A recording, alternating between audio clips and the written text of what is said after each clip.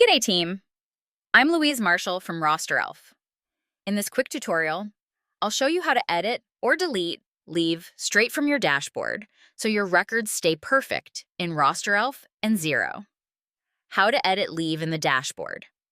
Click the dashboard to open your main workspace where the leave widget lives. Open the Archive tab in the Leave widget to display every past leave request. Click the leave entry you wish to amend so you change only what you need. Click Edit to open the Edit window instead of recreating the request.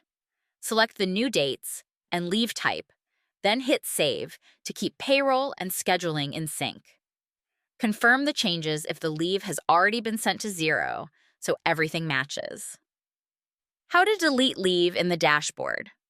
Click the dashboard to return to your central control panel.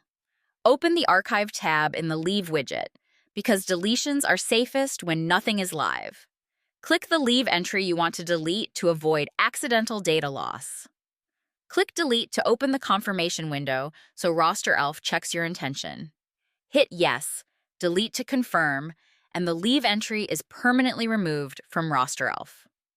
Thanks for watching. If you ever need a hand, our support team is ready to help. Happy rostering, and see you next time.